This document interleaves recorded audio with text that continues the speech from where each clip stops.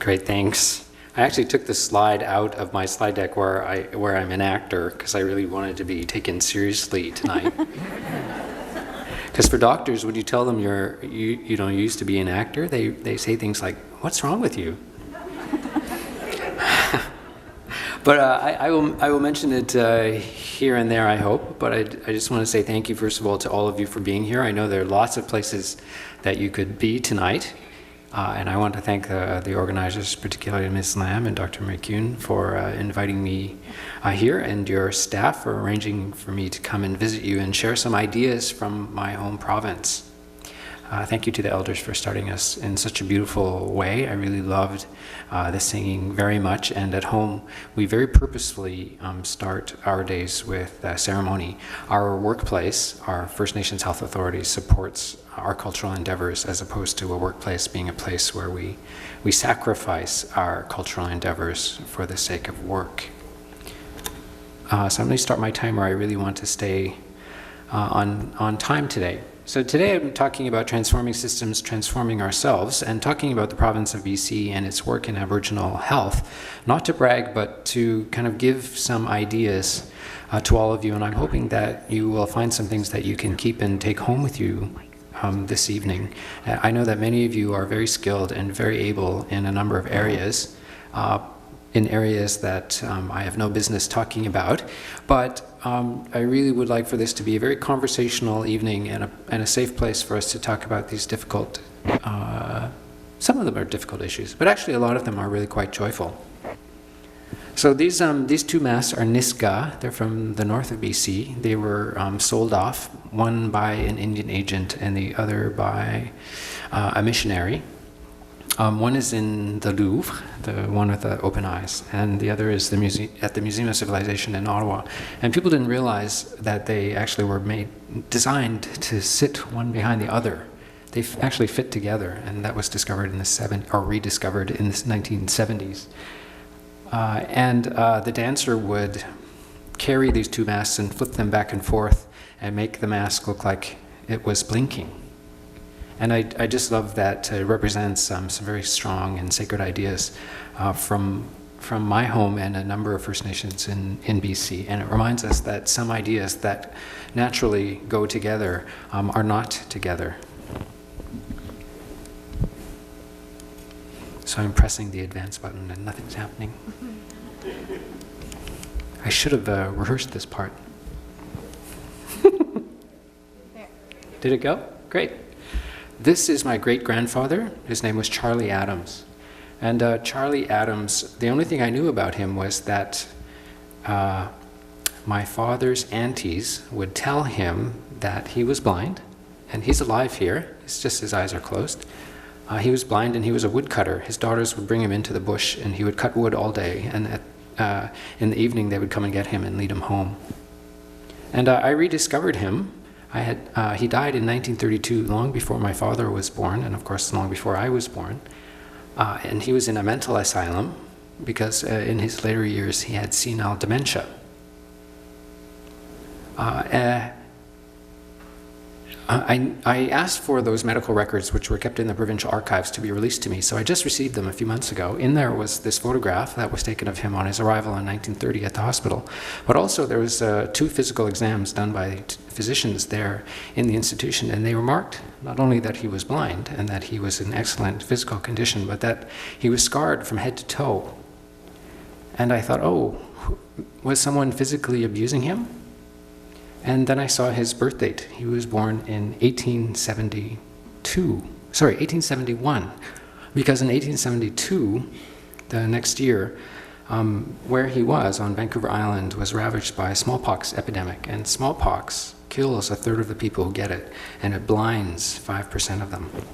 And I noted that Dr. Hastings, after whom this lecture was named, he fought smallpox in the city of Toronto and tried to introduce widespread vaccination. Not the modern vaccine, but an old cowpox trick where you scratch someone and put pus from a cow that's been infected on it.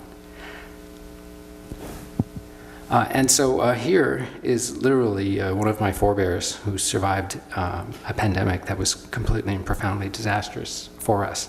And in that decade, in the 1880s, there were no less than 3 epidemics that really ravaged the tribe, so much so that 5 of our communities were coalesced into a single one, and several village sites were abandoned. This is an elder from my home, and she didn't go to residential school, and I was asking her about what she did, and she did say we had nothing to do but help the people. And I thought of her many years later when I was in an emerge, and I was bragging to another elder, kind of bragging and complaining at the same time, saying, oh my God, in emerge tonight we had a chest pain and a stroke, and we had a motor vehicle accident with 3 people there in emerge waiting to be assessed, and we had some other dire situation. And then this old woman dared to ask me to go and get her a glass of water. Can you imagine? And she said, oh, maybe she thought you were there to help.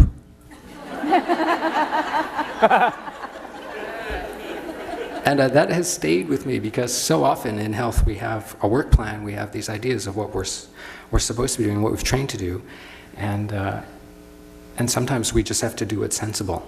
And certainly in my work at BC, I do a lot of things that I wasn't trained to do, but I just still try and do my best. This is an island in my territory. It's called Aius. It's called Savory Island. For those of you who know BC's coast, it's called the Hawaii of British Columbia, because it has beautiful long white beaches. You can walk out about 50 feet and still only be up to your waist.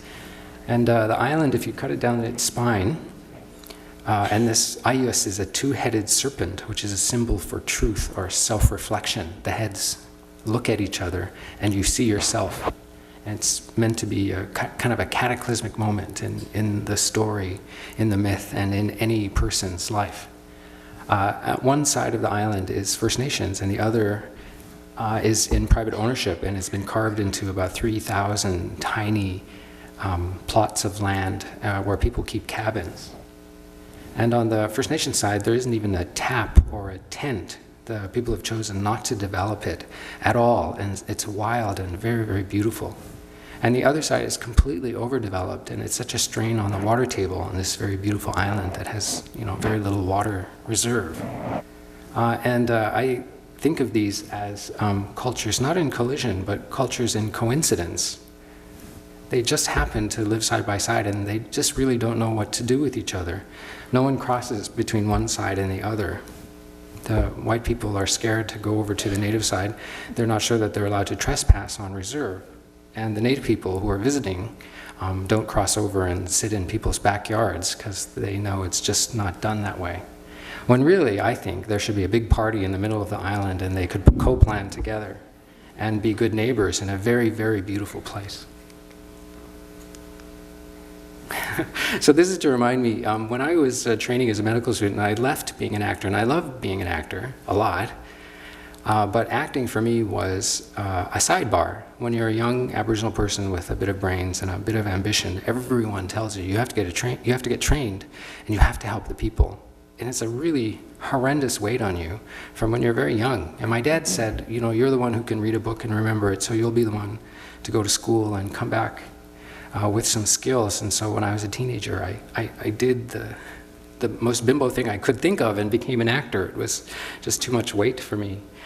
So I left biochemistry and became an actor and had a wonderful time. But later in life, I thought, I better get back to this original dream of being a doctor. And luckily, I had a friend who believed in me, and we all need people who believe in us to get where we're going or where we need to be. She said, you can do it. She knew, I didn't know, so I decided to try, and they let me in. But I remember on the day we were learning physical exam, actually the examination of a breast is actually fairly easy to learn. But I was, when you're a young medical student, you really are just a layperson with only a little bit more knowledge than the average person. And I was playing with this fake breast that we were going to learn to examine. I gave it a little voice, and I was swanning around the room trying to go for laughs. And the oncologist came in very stern, and she said, yeah, laugh it up all you want. But if you miss a cancer and your patient dies, you have to sleep at night. And it just was such a turning point for me that, wow, I've gone from being in charge of my TV hair and makeup to being in charge of cancer, and that's just the most extraordinary and sobering thing I've ever had to consider. And it reminds me that life is very much an interplay of the ridiculous and the extraordinary. I remember these all of the time. So I became a doctor, and I went to St. Paul's Hospital in downtown Vancouver. I went into the doctor's lounge for the first time. I wasn't even there for 5 minutes, and a security guard came up to me and said, "Oh, excuse me, sir." And he was very good about it. He said, I'm sorry, I have to ask you who you are. One of the doctors has called us and said there's an Indian in the doctor's lounge. And luckily I'd been to medical school long enough that I had a bit of a thick skin about these kinds of things. And I said, yeah, damn right there's an Indian in the doctor's lounge. You better get used to it. And when I was an actor, I had asked my dean to let me go and work on a film for the BBC. I said to him, I really don't think I can say to my director, I really can't do your movie. I can't star in your movie because I have to read a book. That just seemed rather lame, and I hope that you'll let me go and do this film. It's really a chance of a lifetime. And he said, yeah, being a doctor is a chance of a lifetime. And he was right. And I thought, okay, I really do have to decide, and I chose to be a physician. So British Columbia, where I work, is a very diverse place. 32 First Nations languages, or 32 tribal groupings, 203 First Nations. Almost a third of the First Nations in the entire country are in my province. And you can see the breakdown. We're primarily First Nations, but there's this enormous, quite large Métis population that's growing very, very quickly as Métis register. So the Métis are growing at a rate faster than their birth rate. And in BC, the chiefs united for a couple of years, and they took some actions together. For me to think about the Indigenous roots of Canada, remember Canada was not founded on terra nullius. There were people here, there were cultures here. In fact, there were quite a number, and so the idea of Indigenous roots for Canada, for me, is not a difficult concept, but I think it is for a lot of Canadians. They, maybe many of them don't consider it that much. But the United Nations helps us by giving us a few ideas around indigeneity. So for instance, there are 370 million Indigenous people around the world in 70 countries, including places like Vietnam and Japan, New Zealand and Australia, Hawaii, all of the Latin American countries, and Brazil, and a number of other places. And really, they're just original peoples who've been moving over for waves of migration. Migration isn't a dirty word. Migration is completely natural. The spirit of humankind to move itself from place to place, we're designed for it, or else we wouldn't have legs. We'd be plants with roots. And so migration is not a bad thing. But as original peoples who are affected by waves of migration, we certainly have a perspective. So as Indigenous peoples, there are some concepts about where we're from, and I'm pressing the button like crazy, that I wanted to share with you just to remind us. And I think I'll need some help from the computer guy to advance my slide ahead. There we go. So we have strong ties to our territories. Where I'm from, my mother and father are from the same village, but they met in residential school. My mother left home when she was 3 to go to a TB hospital because her father had died of TB when she was a little girl, and she'd been exposed to it. She tested positive for it. She went to a TB hospital and then on to residential school. So she left home at 3 and came back at 18 years old after graduating from high school. My dad was on the run with his grandmother. My father was orphaned. His mother was 14 when she had him, and promptly died from TB again. And his grandmother kept him. They went on the run. If you lived on the res, they would take your children. They lived in the bush. My father didn't learn English until he was a teenager, and when he was 16, he was caught by the Indian agent and sent to a residential school where he met my mother. They married soon after. They've been together about 62 years now. But when they first married, my mother went to live in my father's house with his old grandmother.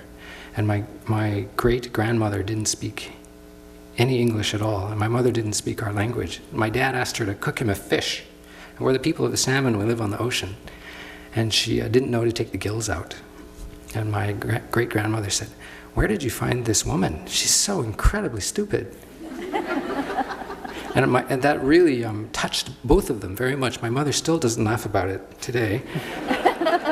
And my dad made sure when I was a boy that I wouldn't be another of those useless men, he called us, another man who couldn't survive in his own territory. And so he would take me out on the water and hunting and fishing all the time.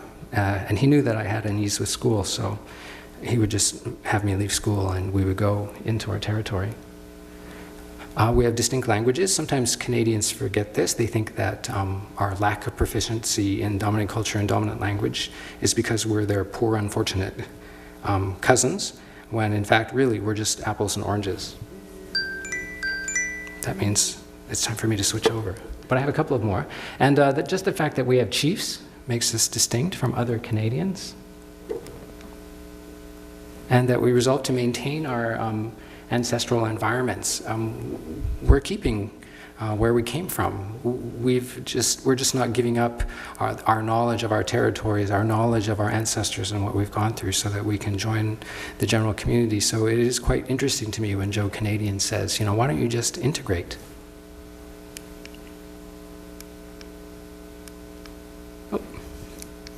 Most important about Indigenous peoples is that often they're non-dominant. Self-determination is, on a personal level, the right of an individual to chart their own course without interference from other individuals. And self-determination at a political level is the right of a nation to determine their own course without interference from other nations. And what's more non-dominant than not being allowed to raise your own children? And I remember one of our elders saying to me, we asked her why she ran, like why her mother ran with her and didn't submit. And she said, well, her mother said, the Creator gave me children to raise. I didn't like the idea of others doing it for me. And I'm pressing E, there we go. And so what I'm telling you tonight is it's old news. The Royal Commission from the 90s tells us that Aboriginal people are at the lowest of any socioeconomic index. We used to own everything, and now we own next to nothing. And that of the enormous wealth in this great country, we are the last to benefit. And that was not just a simple, unfortunate coincidence or accident. It was at least somewhat by design. Part of my job is to monitor the health of Aboriginal people in British Columbia, and so this is from our last report, which is unfortunately a little dated now because we have trouble with some of our data sets. And here's a look at one of the more dramatic health indicators that we track. This is alcohol-related mortality. Just look at the far right column. Alcohol-related mortality for status Indians. The blue column is the rate of alcohol-related mortality for status Indians. In white, it's other residents of British Columbia's alcohol-related mortality. And you can see that alcohol-related mortality for status Indians is still 5 times the provincial average. When I brought this up to the public, as is my duty by law to report to the people of BC about their own health, the Aboriginal People's Television Network said, "We're surprised we're even talking to you about this, that you would dare put this out to the public." And then they started their interview. They were very unhappy that I would perpetuate stereotypes by talking about alcohol issues and Indians in the same sentence in public. And they were partly right in that it's a little bit injurious to Aboriginal people to be airing their laundry in public. This is a use of provincial health resources, medical service plan utilization. The top line are other residents of BC. The bottom line is the use of medical services plan or provincial services by status Indians. So the idea that Aboriginal people use the health system more and inappropriately and are thus more expensive to the medical system is actually false. And you see a declining and diverging trend. So there are lots of obstacles to Aboriginal people going for help, which can be named or identified. This is HIV-related mortality. And you can see for other residents of BC, the bottom line, that HIV-related mortality, just the points, the line is the trend line, where you see the actual points. For other residents of BC with HIV, their mortality rate dropped in around 1997 with the advent of highly active antiretroviral therapy, and it flatlined. But even in the presence of this magic pill, this magic bullet that, that had HIV become a chronic disease and not a fatal one, it wasn't reaching Aboriginal people with HIV, and they continued to die at a horrendous rate. This mortality rate has changed with the advent of new initiatives, particularly our Stop HIV program. And so there are a number of obstacles, and you've heard a lot about them already.